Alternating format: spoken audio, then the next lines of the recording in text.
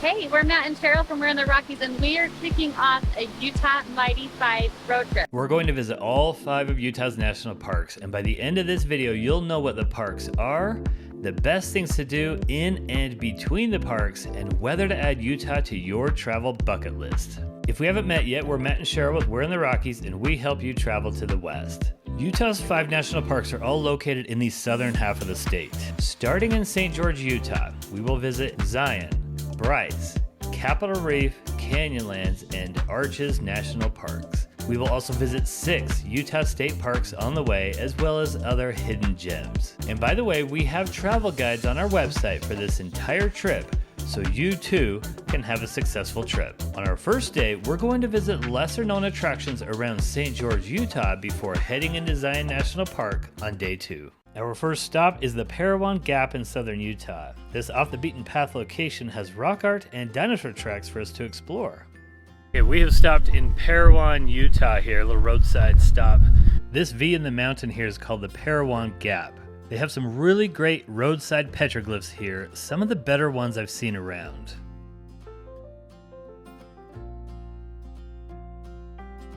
Since we'll be seeing more petroglyphs in this video, here's a quick primer. Petroglyphs are etched into the rock, while pictographs are painted on the rocks. These are both typically referred to as rock art for short. Something that makes these a great roadside stop is the accompanying interpretive displays. Paiutes, who live in southern Utah and Nevada, have provided possible explanations of the images. Who knows whether they are correct, but that isn't the point. The displays are a reminder that what's fun about looking at rock art from hundreds or thousands of years ago is to find your own interpretation.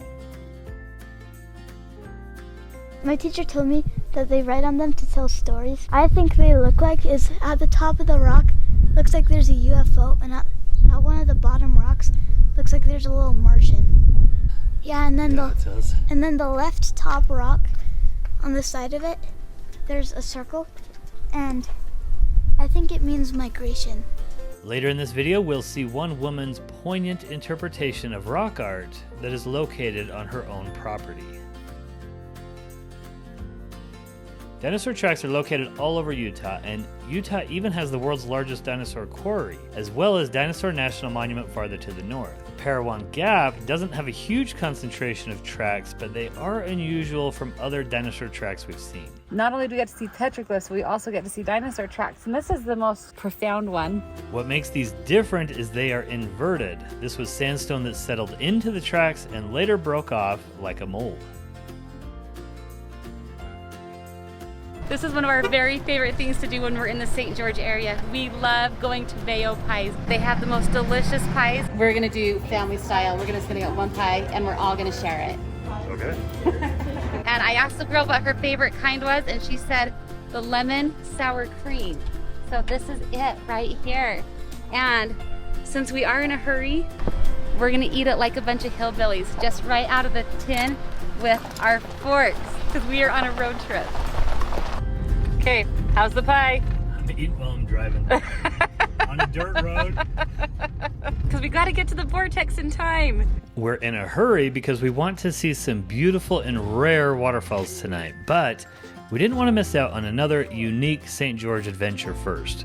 We're hiking to a place called the Vortex. Southern Utah has so many wonderful places to explore outside the national parks. This little spot is one of many beautiful sandstone formations we'll discover on this trip. Oh my goodness, this is going to be rough.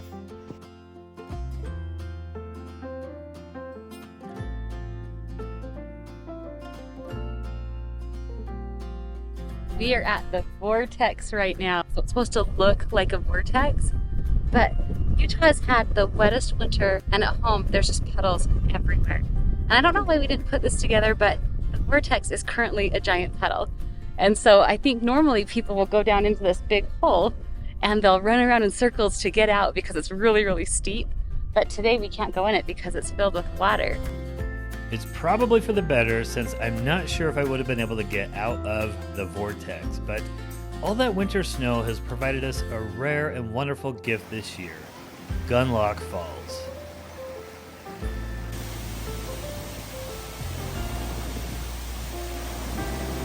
We are at Gunlock State Park, And these falls are rare. They don't happen every year. It's so dry here that you don't see a lot of water, but once in a while they'll get a really wet winter, lots of snow, and the result will be that they'll release some water from the Moth Reservoir, and it will come down to make these cascading red rock falls, which are incredible. One of the cool things is people here taking their wedding photos. I think that's been really fun to watch. You can just imagine having such cool wedding photos with this in the background.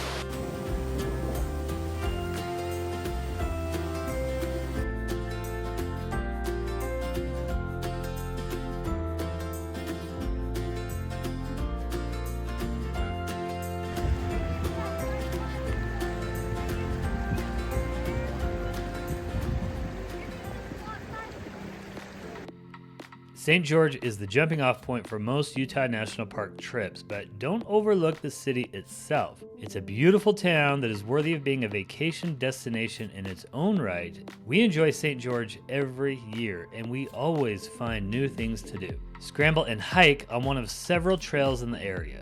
Rent an ATV and ride through Warner Valley or in the sand dunes. Let the kids scramble or play in the sand at Snow Canyon State Park. Stroll through the wonderful downtown arts district and eat at one of many great restaurants.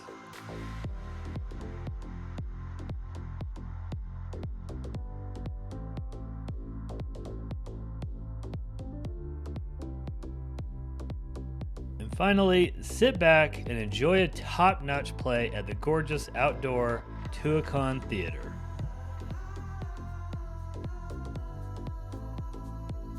The next morning, we're visiting Zion National Park, the first of 5 national parks on this road trip. Zion is not only Utah's most popular park, but in 2021, it ranked number 2 among all national parks in visitorship. Thankfully, the shuttle makes things easy, even if sometimes it requires waiting in a long line.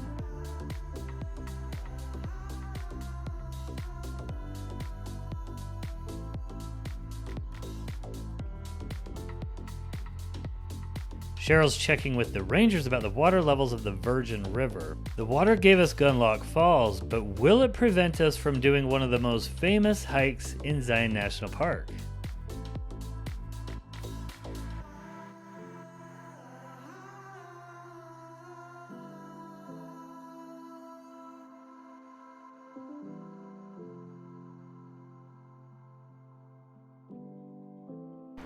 Okay, we're here at the end of Zion Canyon right now. This is the Temple of Sinawava, the beginning of the Riverside Walk, and then it ends at the Narrows, the very famous Narrows, which is probably the most famous formation in Zion National Park. We were really looking forward to taking our kids up the Narrows, but we've had this winter of all winters in Utah, and there's a lot of snow melt and runoff right now. We talked to a few other people, and they said the water's just running too fast for kids. You might get knocked over and it'd be a real disaster. So unfortunately, we did not take our kids up the Narrows here. We are at the Weeping Rock stop right now at Zion, and this has been so cool. So this stop has been closed for a few years because of a rock slide. So a few years ago, a massive rock slide came down here right while visitors were touring the park. In fact, it was unbelievable because the shuttle bus was driving down the road and this big plume of dust was like following the shuttle bus. It looked like something out of a Marvel movie.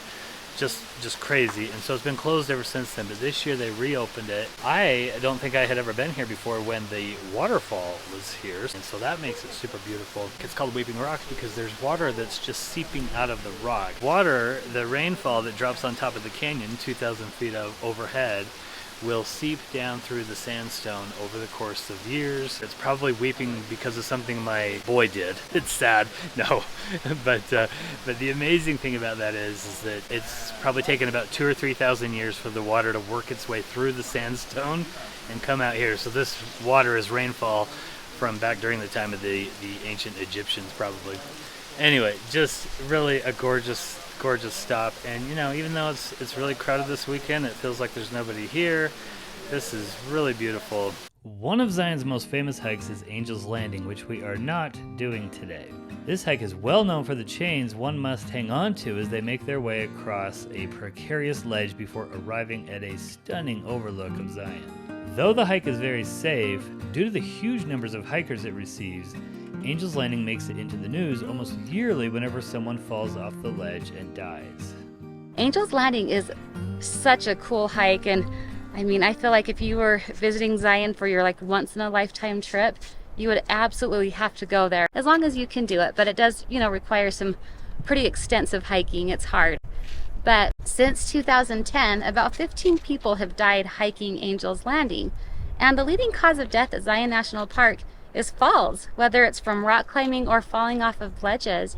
And it brings up some interesting points about the national parks and their role in keeping visitors safe. As far as like edges in the park, like the ledges, you'll see some of them fenced, but many of them not fenced.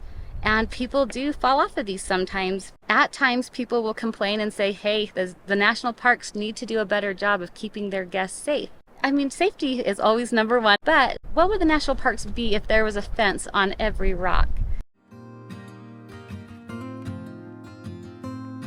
It's time to make our way to our next national park, but let's take a moment to appreciate the roads that provide access to our national parks. These switchbacks and the tunnel they lead to were designed to get people from the bottom of Zion Canyon to the top.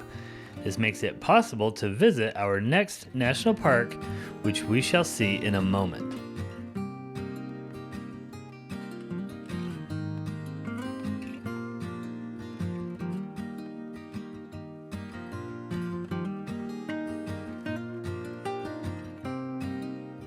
But first, let's take a pit stop at a fun and sort of bawdy little restaurant called The Thunderbird, whose sign just begs you to come in and see who exactly is making their pies.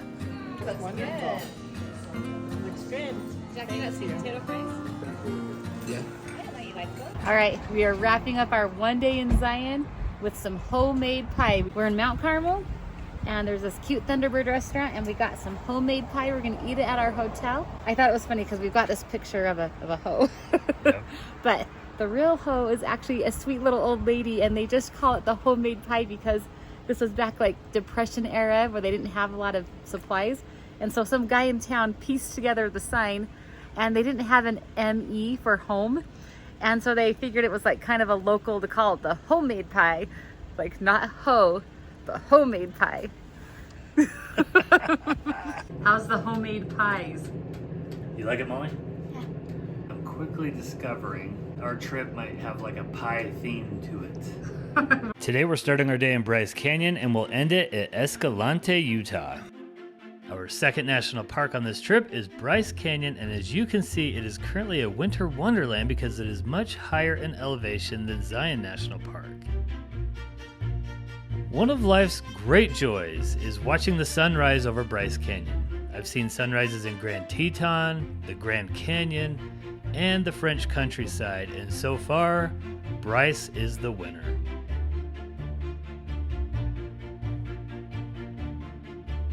But I will admit, the sunrise is nicer when it's not below freezing.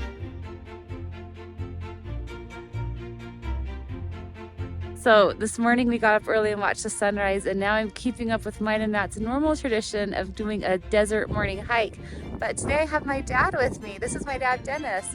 Matt and I bring our parents with us quite often on our trips because we love their company and they love the national parks. Now, on this trip, my parents have been talking about how it's a little harder getting older going to these national parks. But we have noticed that there's something else good about some age and traveling to the national parks. The more I'm amazed at how beautiful they are, especially here at Bryce with the blue sky and all the snow on the mountains and the trail and hoodoos. It's just spectacular. And that was a really special experience, just because I don't get to have just a father-daughter hike very often. Bryce is an amphitheater filled with hoodoos, and if you've never seen a hoodoo before, it's just the red rock sandstone, and they're actually very delicate in that they weather away quite quickly. Those hoodoos just beg you to hike through them on one of many delightful hiking trails or even on horseback.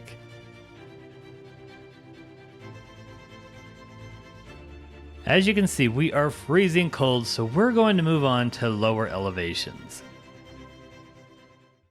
We've driven on a dirt road to this fascinating little canyon. Southern Utah is known for its tall, narrow sandstone canyons called slot canyons.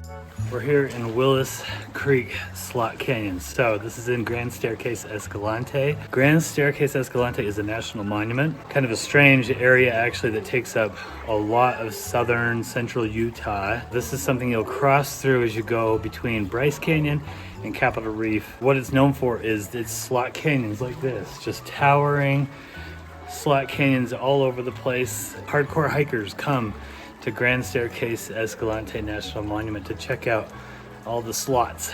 Not Las Vegas slots, I'm talking Utah slots. But they are known for their potential for flash floods. The general rule of thumb is not to hike if the forecast calls for rain. Although our forecast did not call for rain, we saw daunting clouds overhead. After some debate as a family, we decided to chance it. I was stressing the entire time as I kept an eye on the clouds overhead. But wow, this is awesome, don't you think, Cheryl? Oh, it's the best. Now currently there's a stream going through it. I think there's usually a stream, but it's a little heavier right now because it's the springtime, and so we're kind of jumping back and forth. It's really muddy and mucky. We're having a good time jumping around though with our kids, don't you think? Oh yeah, it's fun. It's fun. I like getting mud on my shoes. We'll see them. Yeah, they got mud. I think it's just satisfying to walk in the mud. Is it really? Yeah. I bought her those shoes to go hiking. That's what they're for. The canyon was a wonderfully textured experience and a delight to hike through. As you can see, we had to hop the river multiple times, which added to the fun.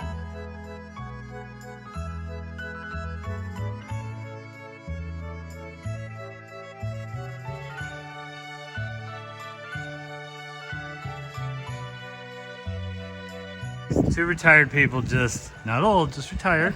You didn't retire from work, you retired to life. Don't miss an opportunity like this. This is awesome. It was great. I mean, we've never been in anything like this. This has been teamwork. We've been putting some rocks where we needed to step across. An awesome little trip through the canyon here. You guys are keeping me young.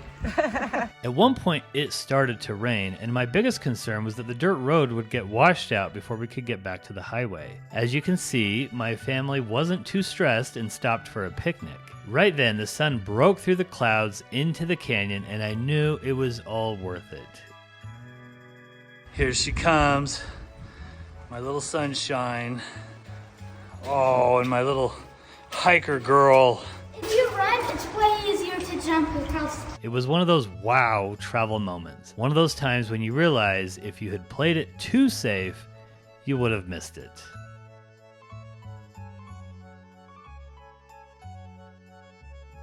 We barely made it off the dirt road before the rain hit. We're stopping at our second state park called Kodachrome Basin State Park. Kodachrome got its name from the Kodak color film of the same name to honor its vibrant red sandstone. This quirky little park has some nice nature walks and strange formations abound.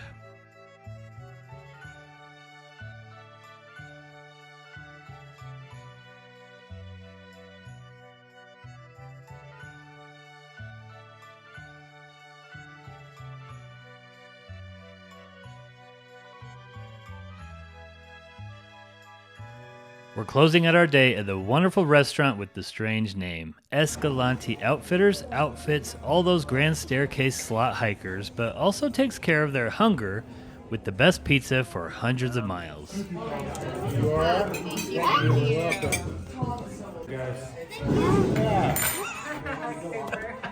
How is it? No, it's Italian. Molly says she likes American pizza, but not Italian pizza. Agreed. Okay. On the way here, on the way to our room. Kind of bitter, huh? I got first. We are spending the night here in Escalante, and we've got some great hikes tomorrow, and we've done some hiking around today, and so it was really nice to end our day here at the Escalante Outfitters. We'd heard great things about the pizza, and it did not disappoint. They had some really unique flavors, and I got to try the apple pecan salad, which was one of the best salads I've ever had. We ordered so much pizza, and we had 0 leftovers, so I guess that speaks volumes about how good it is. Today we're going to start in Escalante and end our day with a sunset at Capitol Reef. Most people fly through this section, but we've given ourselves an extra day to explore some often overlooked places. And I'm so glad we did because it gave us an experience to remember. We're staying at Slot Canyon's Inn, which I only chose because it was one of the few places that could handle my large family. We had no idea it would be one of the highlights of our trip, thanks to the owner, Joelle Marie. Joelle and her husband, Jeff, purchased the property in the 1980s so they could live near family. It took some time, but she learned to appreciate the desolate landscape here. We fell in love with the Native American pictographs and petroglyphs on the cliff. But one day, her husband got the harebrained idea to open a bed and breakfast. Joelle was surprised but supportive, and after a lot of effort, they got it started. Shortly after opening the B&B, Joelle's husband got dementia, and a few years later, he passed away. Joelle figured she would sell the property, but felt her husband was helping her run the B&B from the other side. That's when she discovered more of the incredible history found on her own property. So I met some archaeologists in town, and I mentioned that we had pictographs and petroglyphs on our cliff. And they said, we'll come out and have a look. And they knew that there was something here and it was going down a long way. They dug for parts of 3 summers, and they got down to the bottom of the human layer, which was 12 feet. And the last carbon dating was 9,000 BC. So people have been here for a long time. I have a hard time wrapping my head around it. During the dig, they discovered wild potatoes. These potatoes are the reason this valley was named Potato Valley, but they've been gone from the valley a long time. This discovery on Joelle's property has led to a renewed interest in growing these ancient potatoes, and this year the town will celebrate its 3rd annual Wild Potato Days. They're being grown by a lot of Native Americans down in the Four Corners area.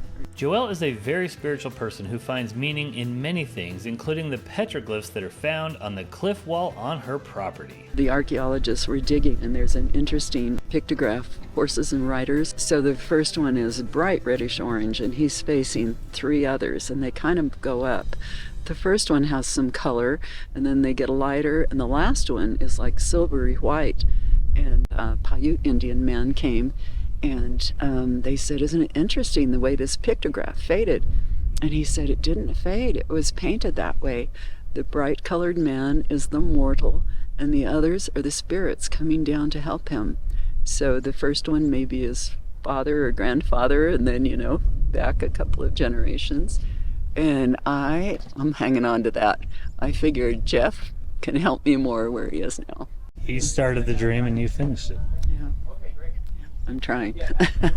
Our room was fantastic and Joelle's breakfast was delicious. We loved our stay at Slot Canyon's Inn, and we would highly recommend it to anyone visiting Escalante, Utah.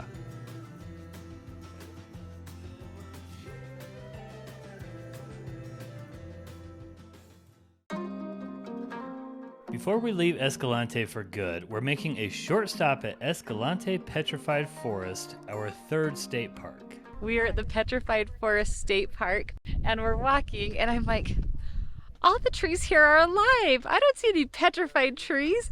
Then I look down, and these are the petrified trees. You don't have to do a lot of work to see a petrified tree here at the Petrified Forest State Park. The big question is, it took a long time to make this forest. They had to grow big, they had to die, and then what stopped the wood from decaying? This is our mission. We need to find out how wood becomes petrified.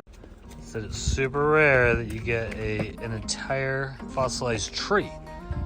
And they found this one nearby, moved it to the state park to display it. Honestly, we mainly stopped to check off another state park from our list, but we were very pleasantly surprised at the views and the incredibly colorful rocks in the rainbow forest.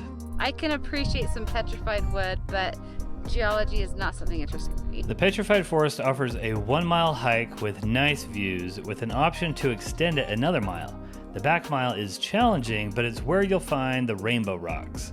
Make sure to get the very informative trail guide before you go. So, did we solve the mystery of the magical Petrified Forest? You have to have a volcano. The volcano erupts and puts volcanic ash on top of the trees that have fallen over, percolating water coming up through the ground, and as the wood decays, the pores are being filled in with minerals, silica sand, ash, and they are buried. And then over time you have wind erosion, snow, rain, and it uncovers this here, and it's a deposit of minerals, is basically what it is. Massive amounts of volcanic rocks up on the trail.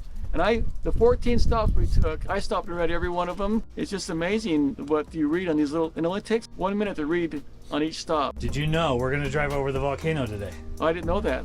So what are our final thoughts about this little state park? I give it 2 thumbs up. And that's what this park is. It's rejuvenating. I'm not fighting crowds. I'm not having to think too much about visiting the Petrified Forest State Park. I get to come, enjoy, hike, see nature.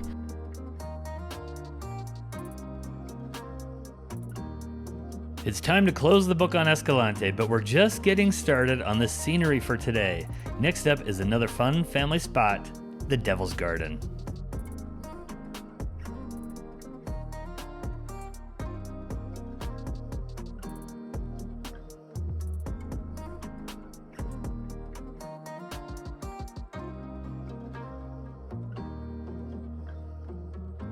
We have stopped at another place in Grand Staircase Escalante National Monument. That's a mouthful. A fun little stop for kids. I'm gonna let Cooper explain it to us.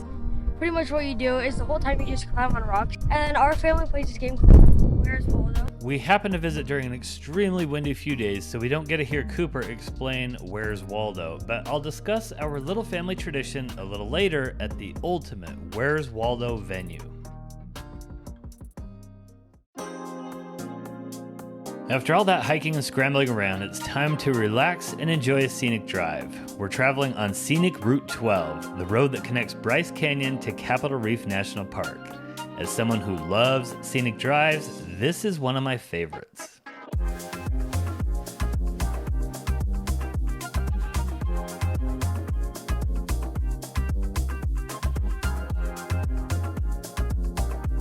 The road winds through red rock and white rock sections, then climbs to the top of a ridge called the Hog's Back, where many people white knuckle it all the way through while staring down into canyons on both sides.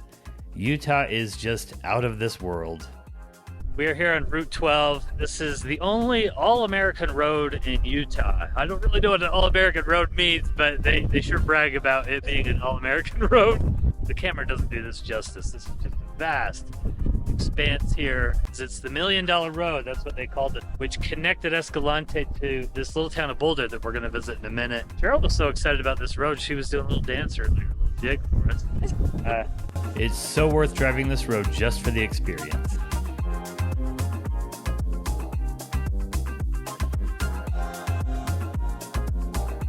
And remember the volcano that helped create the Petrified Forest? Route 12 traverses Boulder Mountain, so named because it created all the volcanic boulders found everywhere in this area. This mountain behind me is Boulder Mountain. This is the one that exploded and left all that volcanic rock over at Escalante Petrified Forest State Park that we saw earlier, which is kind of a cool geology in perspective lesson here. And another cool thing is behind me here is Capitol Reef National Park. This is all the red rock in the foreground here. And then behind that is the Henry Mountains. These tall towering Henry Mountains with the white cap peaks. That was the last mountain range discovered and mapped in the lower 48 states. That's kind of cool. On the other side of the Henry Mountains is Canyonlands National Park and Moab and Arches and all that, which we are going to be at in just a couple of days. We've arrived at the city of Boulder, Utah, home to about 200 residents. This town is so far removed from anything that its claim to fame is that they were the last city in the country to receive their mail by mule. It was so isolated that it wasn't even affected during the flu of 1918, and they didn't even get electricity until 1947. Its advertising slogan is, "Boulder, your gateway to quiet." But you'd be surprised what this town has to offer. It's near a gorgeous road called the Burr Trail, and you can see some Native American ruins and artifacts at Anasazi State Park, our 4th state park on this trip. A farmer lived here and discovered foundations, kivas, and arrowheads on his property. The park has now preserved these and constructed a replica structure to explore.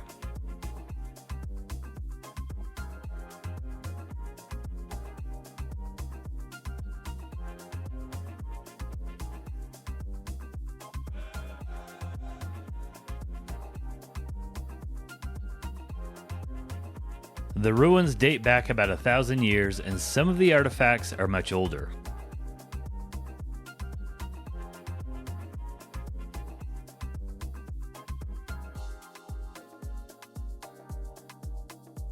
But the thing that's most surprising about Boulder is that it's a foodie town. There have been a few outsiders who fell in love with the quietness here and then decided to ruin the quietness by attracting tourists via good food. We're eating at the incredibly delicious Burr Trail Grill. Well, we went to a funeral and My man hands. Kodachrome. I remember that. We did the Petrified Forest. This is the state park we're at today. Yes. State. What are you doing now? Having more pie. This is 5 pies. 5 parks, 5 pies. All right, so what do you give this? This? Oh, 10. We love the Burr Trail Grill. It's real crunchy layer on top, which is nice, real flaky. A little bit different crust than a regular pie, Yeah. which is cool. It's great. Very tasty. Now that we're in a food coma, it's time to end our day with something unforgettable, a sunset in Capitol Reef National Park. Bryce Canyon is for sunrises, Capitol Reef is for sunsets. The famed Western author Wallace Stegner once said that the walls in Capitol Reef don't just reflect the sun's rays, they emanate light.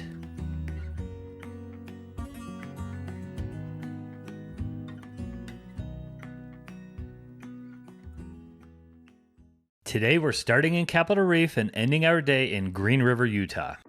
We're ready to explore Utah's most charming park and of course eat more pie. Capitol Reef has possibly the most scenic drive of the 5 Utah national parks. We love driving through Capitol Gorge, but I'm glad we weren't here in June of 2022. That's when Capitol Reef was hammered during monsoon season and flash floods washed away 3 vehicles in the carnage. The whole event was mostly overshadowed by Yellowstone's floods, but Capitol Reef is used to being overshadowed. Zion and Bryce are often a tag team, and Arches and Canyonlands are located right by each other, leaving Capitol Reef the lone wolf of the Utah parks.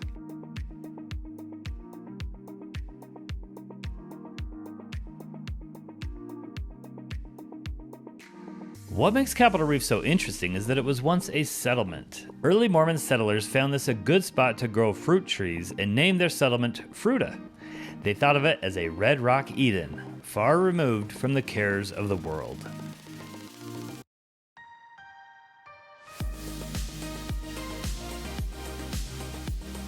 Today, the park still manages the fruit trees, and the nonprofit association runs the Gifford House, where they make good use of the fruit.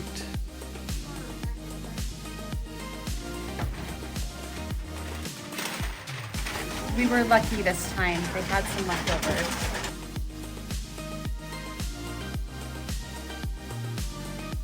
We love Capitol Reef. This park is so mellow and quiet and peaceful, and something unique about this park is the Gifford House behind me. There was about 10 Mormon settlers that lived in this Capitol Reef Valley for years, and they planted orchards. There's hundreds of fruit trees, peach, apple, pear, cherry, and then the Gifford House sells pies. In fact, every year they open on Pie Day, I believe, the 3.14 March 14th. This is the 4th pie eating we've done on this trip. Okay, so I have got strawberry rhubarb, multi-berry. My dad has peach. And it's very good. And our The peach is awesome. I like the peach and the multi-berry. The peach is very good. and our kids, they're wolfing down the cinnamon roll because they're a little tired of pie too. I'm not. I did apologize. I'm scared of that chunk. I want to get it. Is it all gone? Just let him talk. Okay, we're here at this hike in Capitol Reef, and it's called the Grand Wash. It goes through this canyon right here. And interesting thing about this hike is there's 2 trailheads, one on this side of the canyon and one over on the other side of the canyon. So we were kind of trying to figure out how we wanted to do this because we didn't really want to go all the way down to the end and then back. And we have 8 of us in our group and 2 vehicles. So Cheryl had the brilliant idea that 4 of us are going to park on this side and start hiking that way. The other 4 are going to park on the other side of the canyon and start hiking this way. And when we meet in the middle, we're going to switch keys. And then when we get to the end of the canyon, we'll be able to drive and meet up with them over here. We have to actually remember to swap keys or we're really going to be in trouble.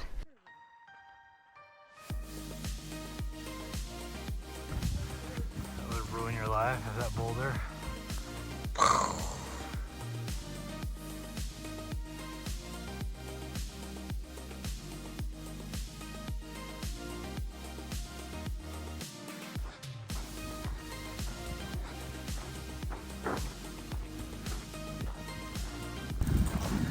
There they are. We found them. Although we're wearing these boys out. We're wearing them out. They said we're just going to get up with us. Okay, we just finished doing the Ground Wash Trail. We have loved it. It's 2.2 miles each way, but it's level, beautiful canyon walls on both sides. Capitol Reef also has the most variety of the Utah parks, from the temples of the sun and moon to the water pocket fold to an arch named after Butch Cassidy. This is the park that just seems to keep on giving.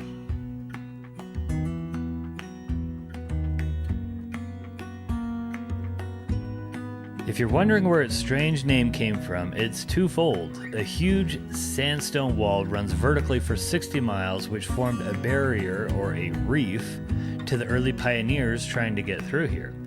Another sandstone formation looks like the dome of the United States Capitol, thus Capitol Reef. This park rivals the other Utah parks in hiking with such gems as Cohab Canyon, Chimney Rock, and the popular Hickman Bridge. We also think it has the best scenic drives, but it does take more effort to get to some of the best stuff.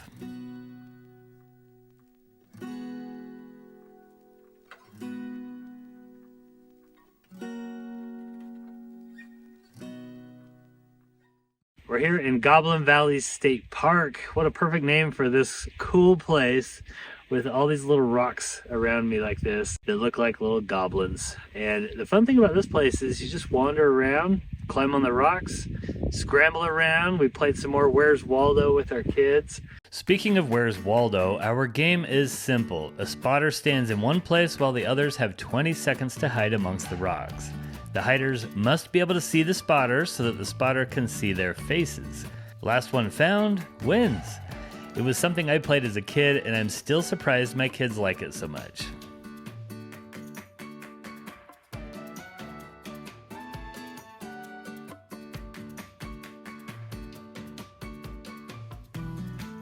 You might not know this, but Utah has a really rich history of movies and filmmaking here. Now, this was the place where Galaxy Quest was filmed with Tim Allen, a little movie that was kind of a spoof of Star Trek.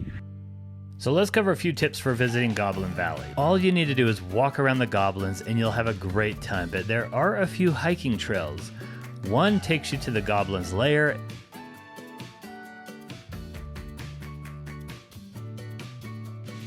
and one takes you through a nice little narrow wash.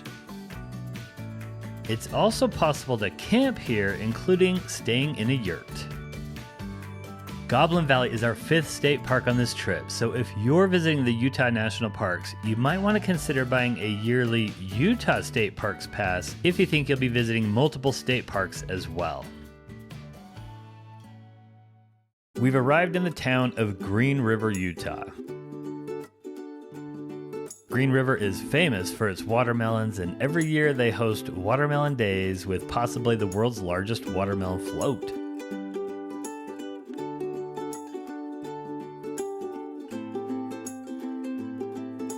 The John Wesley Powell Museum is located here, and it's worth a stop to learn about some of the fascinating history of this area.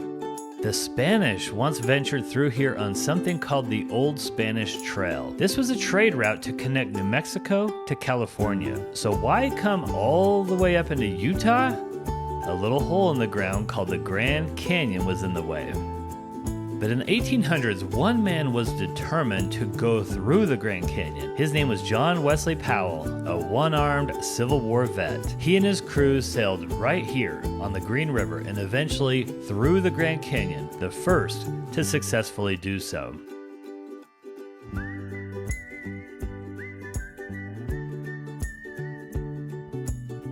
They had 4 boats that looked like this. This boat was named the Emma Dean after John Wesley Powell's wife.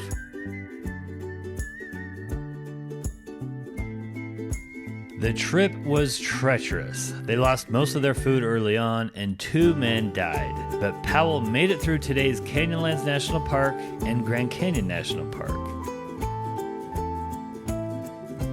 He named many of the formations in this area, and Lake Powell eventually was named after him. This museum also honors other rafters who are enshrined here in the River Runners Hall of Fame. And Green River, Utah remains a very popular rafting destination for people today. Green River's best restaurant, the Tamarisk, is located right across the street. So I got a veggie burger, but it has mushrooms and avocado on it. Looks good. My favorite dish is the Navajo Tacos salad. And of course, we had to keep up our pie intake. This is our last pie. What's your thoughts? It's our 5th pie for 5 parks. We really should be ashamed of ourselves. The gluttony. This one's up there because it's the only fresh, warm pie that I had on the whole trip. So And it's ice cream on it too. So it's got to rank up there. It's up there. Today we're visiting Canyonlands, and tomorrow we'll end our amazing adventure at Arches National Park. At Canyonlands, we'll see Grand Canyon-like viewpoints and drive our scariest road yet. But first up is Dead Horse Point State Park, our 6th and final Utah state park. This park offers unparalleled views of the Colorado River below as it winds around a formation called Dead Horse Point. Wild horses used to be rounded up on this natural corral by cowboys, who would choose the best ones to tame, but some of them died here, providing it the unusual name.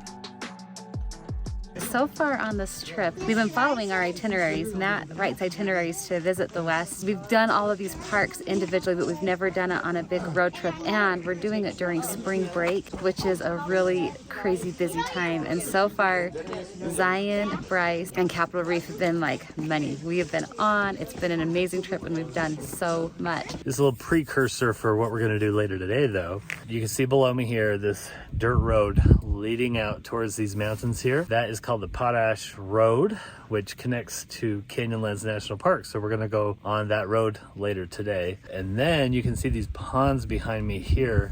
These are called the Potash Evaporation Ponds. And we'll learn later why they are so darn blue and their connection to Moab's largest and most tragic mining accident. We're waiting in line for Canyonlands right now. I've never seen a wait for Canyonlands National Park. It's the least visited of the Utah parks, but it is Easter weekend. It's a busy week and it's spring break for Utah, so that must be the deal. But Just 10 minutes. 10 minutes? Got my map and brochure and we're ready to roll. Okay, we're here at Mesa Arch in Canyonlands. This is the most famous feature in Canyonlands National Park. In fact, many years ago I bought a road atlas that I still keep in my vehicle because when you're out here in the West, you rarely have cell service, and so I always have an atlas in my vehicle, and on the cover of the atlas is Mesa Arch here. About 10 years ago, Cheryl and I brought our kids here, and they ran right up to the edge there, and we had no idea that on the other side of that little ledge right there is just a straight drop because you can't really see it all that well when you're walking up to it. When I got up there, I was petrified. I was just like, oh my gosh, get away from the edge, kids, you know? So I have read many books about death in the national parks, more than I care to admit. Death in Glacier, death in Yellowstone, death in the Grand Canyon. One of the things I've learned in doing those is that it's not the kids who fall off the ledges, it's the adults. It's adults being careless or overconfident. A lot of times they'll sit on the ledge, they just get up, they kind of lose their balance and fall over. There's plenty of suicides that happen in the national parks as well. For example, just down the road here in Dead Horse Point State Park where we just were, this movie was filmed, Thelma and Louise, and the final scene, they drive their car off the ledge into the Grand Canyon. In the movie, they're in the Grand Canyon, but it actually took place at the state park just down the road here. After that movie came out, there were 3 incidences in 1 year of people driving their cars off of cliffs in the Grand Canyon. They were kind of imitating that movie, which was a really sad thing. So please be safe out there in our national parks. And by the way, you can learn more about the fascinating history of movie making in Moab in the Moab Museum of Film and Western Heritage nearby, which is free and will take you down memory lane with John Wayne.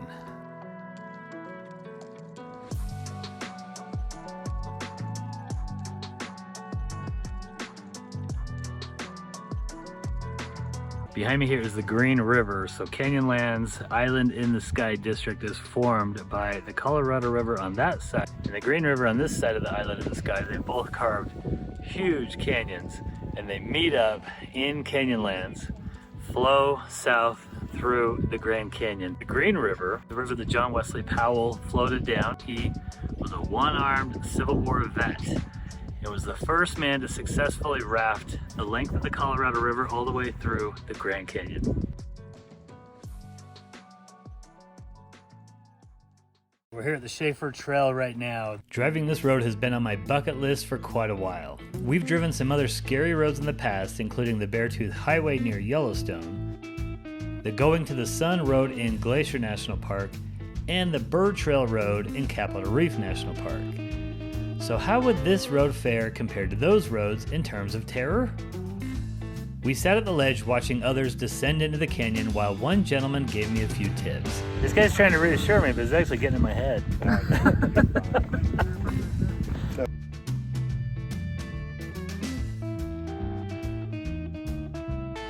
With tight turns and sheer ledges, you never know how you'll respond. Notice this little do-si-do between these two drivers.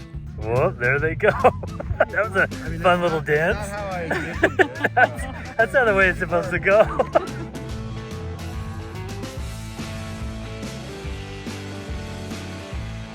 It was now or never, and I didn't come all this way just to turn around.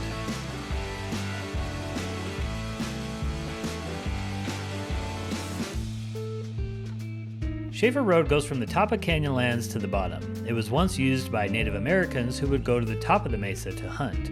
Later, a settler by the name of John Schaefer widened the trail to move his cattle back and forth depending on the season. During the Cold War, when uranium mining was going on here, they widened the road for the uranium trucks. So it's thanks to uranium mining that we get to enjoy this fun experience today.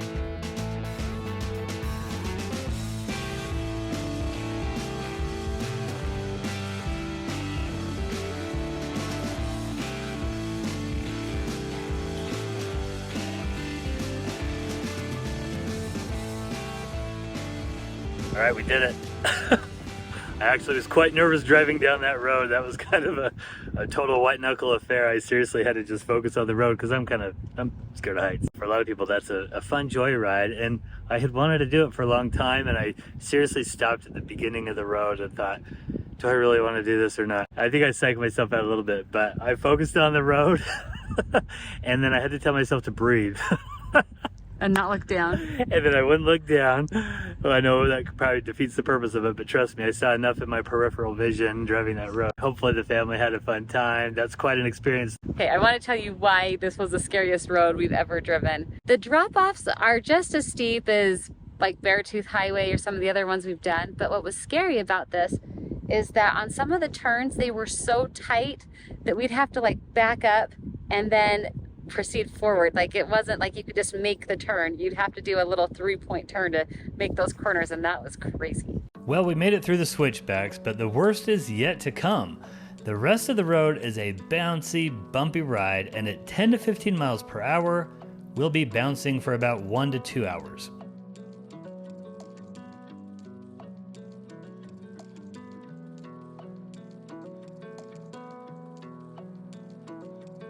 All right, we've shaken everybody enough. They all gotta go to the bathroom now. Remember Dead Horse Point? Here it is across the river. In a moment of shock, this cute couple recognizes from our channel on the Schaefer Road of all places. Schaefer Road connects to Potash Road, so named for the potash mine mentioned earlier. Potash is used in fertilizer. They pump the water into the mine to dissolve the potash, then deposit the water into these blue potash ponds, which will evaporate, leaving the potash behind. To speed up the evaporation, a blue dye is added to the ponds. But it wasn't always that way. They used to send miners deep underground to mine the potash. But in 1963, tragedy struck the potash mine here. An explosion caused the mine to collapse, and 25 men were trapped in the mine. Search and rescue efforts continued for 2 days, after which 7 men were miraculously rescued. The event hit national news, and even Walter Cronkite visited during the whole affair. However, the other 18 men died in the mine. Today, a memorial is located on the road next to the mine. It was due to the accident that the mining process was changed to a water-based method rather than sending miners underground.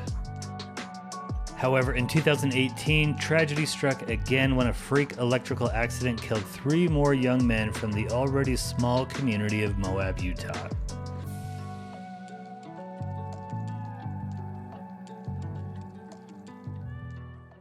The rest of the road contains some great attractions. The Corona Arch Trail hits the sweet spot. Not too long, some fun obstacles, a gorgeous hike,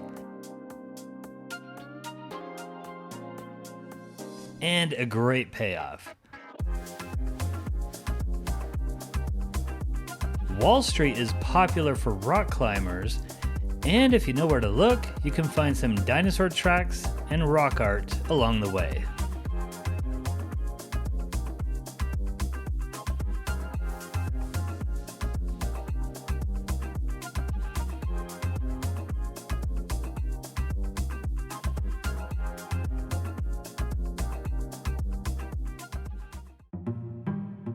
Our final day will be in Arches National Park. Arches is the least majestic of the Utah parks. The others have more towering canyons or viewpoints, but Arches might just be the most accessible and playful of the parks. I like to think of Arches as what a giant baby would have created with Play-Doh. It's just a fun, joyful park.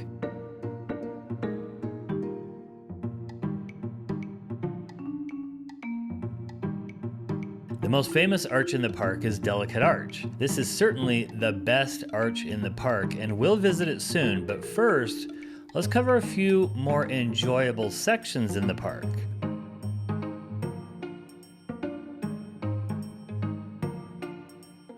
We're hiking through the Devil's Garden, the second Devil's Garden we visited on this trip. This hike has 3 different layers or options. A 1-mile jaunt gets you to Landscape Arch, the largest arch in North America.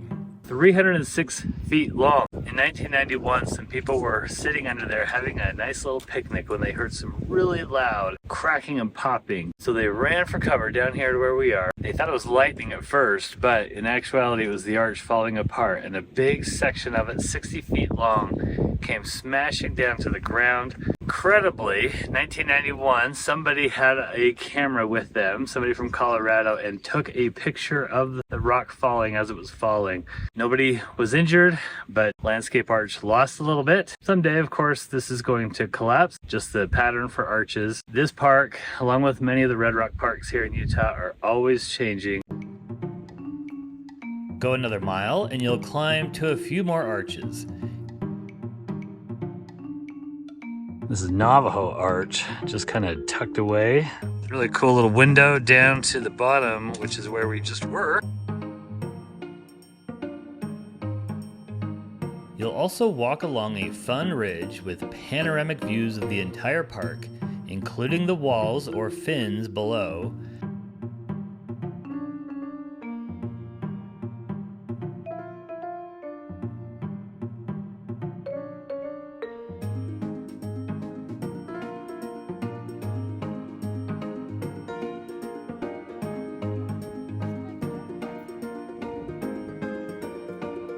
Before arriving at Double O Arch.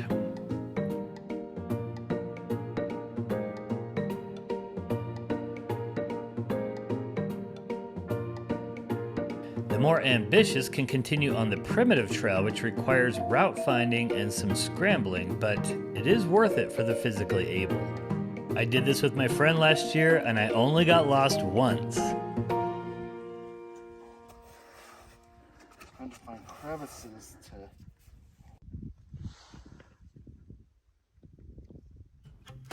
The Arches Scenic Drive is a pleasant ride through different formations for 17 miles.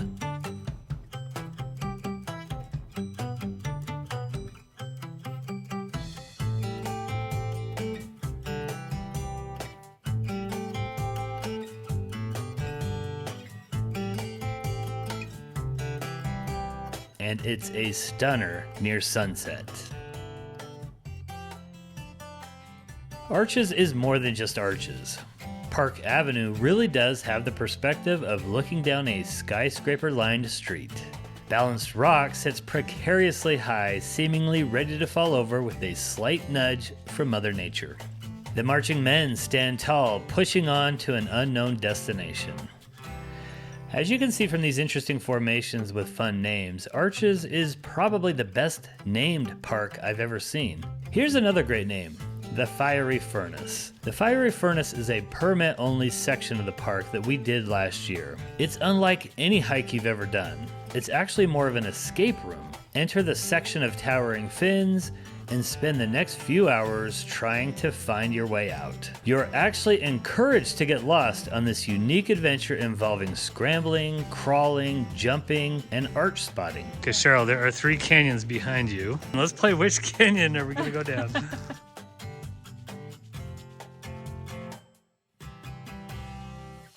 It was one of the most memorable adventures we've been on, and our kids loved it. Before we get to Delicate Arch, let's cover a few tips for visiting Arches. We just parked for Delicate Arch. We're getting excited to go hike up this trail, but I did overhear a group of hikers talking about how they were completely out of water. And that's something really important to know about Arches, Capitol Reef, and Canyonlands. There are no water refill spigots. This is a BYOW situation. Bring your own water. They recommend a gallon of water per person per day when you're hiking around in this desert country, so make sure to bring that with you. There's no food available in these parks, so pack your own lunch. And then lastly to know, expect pit toilets at all 3 of these parks too. This is what a nerd I am. We're about ready to do Delicate Arch. And I have my Delicate Arch shirt on. The Delicate Arch is in our logo as well. The hike to Delicate Arch is 1.5 miles. It is barren and lacks the variety of the other sections of the park, though it does have a cabin from an early settler as well as petroglyphs to view.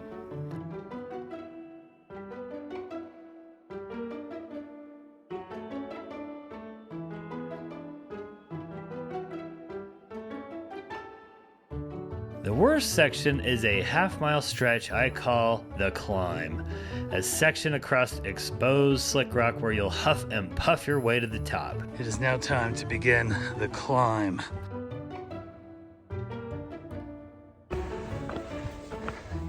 Cheryl, it's leg day. I'm glad I worked my legs. That way I can do this. Now we're here. This is the Trail of Tears. After that, you'll find a bit more vegetation as you get closer to the ultimate treasure in Utah's national parks.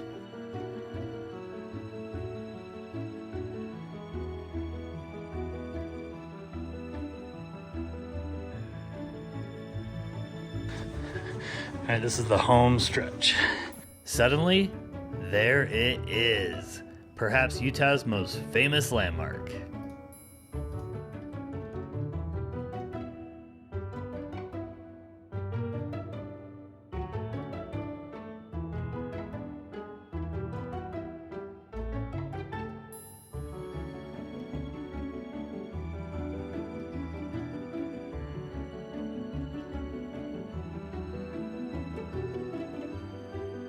This was the first time taking our kids to the Arch, and we were really proud of them. We hiked. You hiked up to Delicate Arch, and who was first?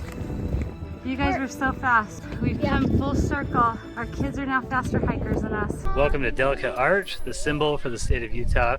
Hasn't always been that way though. In the early days, the pioneers thought it looked like a pair of pants. They called it Bloomer Arch. But over time, it has just become iconic. There's tons of people here. It really is the best arch in Arches National Park. Nearly every other arch in the park is connected to walls, but Delicate Arch boldly stands in the open, defying the elements. Though it's not monumental, at 60 feet tall, it's much more impressive than you'd think. I'm really not sure when it became so iconic, but it is now featured on Utah's license plates. And when Salt Lake City hosted the Winter Olympics in 2002, the Olympic torch made its way through Delicate Arch.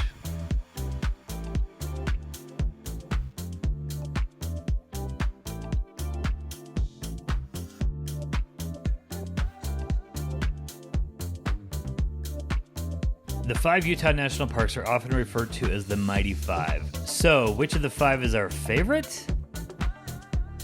I'll get to that in a moment, but first, I'm going to give you 5 quick tips if you plan on seeing the Mighty 5. First, if you're flying out here to do this, the two most common airports are Las Vegas and Salt Lake City. You can fly into and out of the same airport, making a loop. Also note that Vegas is closer to Zion and Salt Lake is closer to Moab, so it can be a good option to fly into one and out of the other. Don't overlook Denver as well. Going from Las Vegas through the Mighty Five and then through the Rocky Mountains of Colorado to Denver makes for one of the most incredible road trips in the world, combining some of the best red rock and the best mountains in the country. Stay tuned for our video about the Colorado section of this road trip soon. Second, if you have the option, consider renting an SUV. You may have noticed that there were a fair amount of dirt roads we drove. Having an SUV will open up additional options for you. Third, add variety to your trip by adding in some activities. We've ridden a horse into Bryce Canyon through canyon trail rides. We did a Jeep tour in Zion with Zion Jeep Tours. And we had a memorable tour of Moab's most famous slick rock trail with Dan Mick Jeep Tours. By the way, none of this is sponsored. Rent e-bikes or ATVs or go river rafting or do some canyoneering in this fantastic part of the country.